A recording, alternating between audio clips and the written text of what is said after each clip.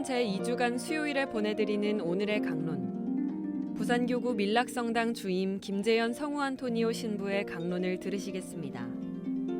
오늘 복음은 마테오복음 20장 17절에서 28절까지의 말씀입니다. 예수님께서 예루살렘으로 올라가실 때 12 제자를 따로 데리고 길을 가시면서 그들에게 이르셨다. 보다시피 우리는 예루살렘으로 올라가고 있다. 거기에서 사람의 아들은 수석사제들과 율법학자들에게 넘겨질 것이다. 그러면 그들은 사람의 아들에게 사형을 선고하고 그를 다른 민족 사람들에게 넘겨 조롱하고 채찍질하고 나서 십자가에 못 박게 할 것이다. 그러나 사람의 아들은 사한 날에 되살아날 것이다. 그때 제베데오의 두 아들의 어머니가 그 아들들과 함께 예수님께 다가와 엎드려 절하고 무엇인가 청하였다. 예수님께서 그 부인에게 무엇을 원하느냐 하고 물으시자 그 부인이 스승님의 나라에서 저의 이 두 아들이 하나는 스승님의 오른쪽에 하나는 왼쪽에 앉을 것이라고 말씀해 주십시오 하고 말하였다. 예수님께서 너희는 너희가 무엇을 청하는지 알지도 못한다. 내가 마시려는 잔을 너희가 마실 수 있느냐 하고 물으셨다. 그들이 할 수 있습니다 하고 대답하자 예수님께서 그들에게 말씀하셨다. 너희는 내 잔을 마실 것이다. 그러나 내 오른쪽과 왼쪽에 앉는 것은 내가 허락할 일이 아니라 내 아버지께서 정하신 이들에게 돌아가는 것이다. 다른 10 제자가 이 말을 듣고 그 두 형제를 불쾌하게 여겼다. 예수님께서는 그들을 가까이 불러 이르셨다.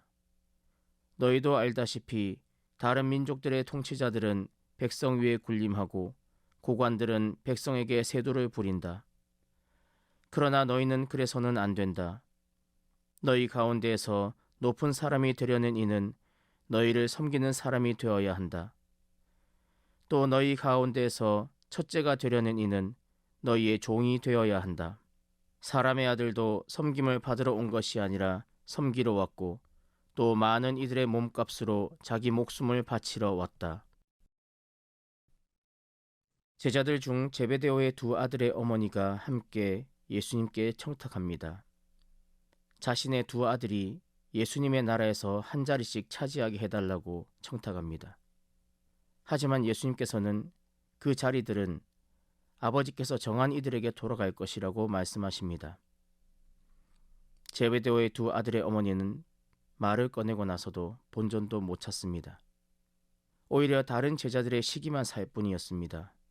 결국 그들의 욕망은 그들을 존재하게 하는 것이 아니라 그들을 분열시키고 갈라지게 만들어 있는 것마저 없게 만들어버릴 위험에 빠뜨립니다. 그러자 예수님께서는 제자들을 모아놓고 말씀하십니다. 종이 되라고. 종이 된다는 것은 욕망을 버리고 아래로 내려가는 것입니다. 자신의 욕망을 앞세워서는 종이 될 수 없지요.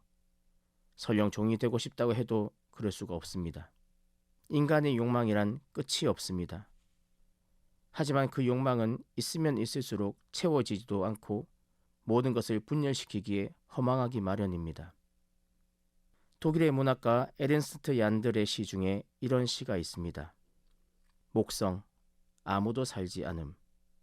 수성, 아무도 살지 않음. 토성, 아무도 살지 않음. 천왕성, 아무도 살지 않음.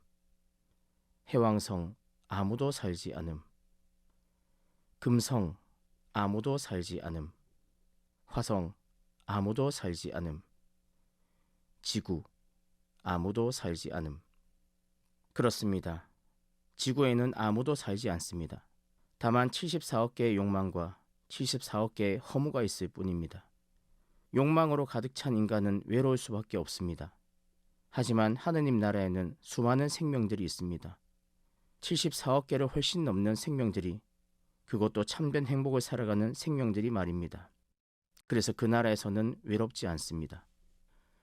사순시기를 지내면서 우리는 절제와 극기 때문에 욕망을 억제하기 때문에 불행할 것 같지만, 그리고 외로울 것 같지만 그렇지 않습니다.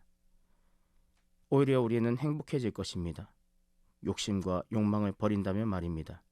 남은 사순시기 동안 허무해질 세상의 욕망의 낭은 버리고 참여하고 회개하는 절제와 극기의 생활로 행복하게 살아가도록 합시다.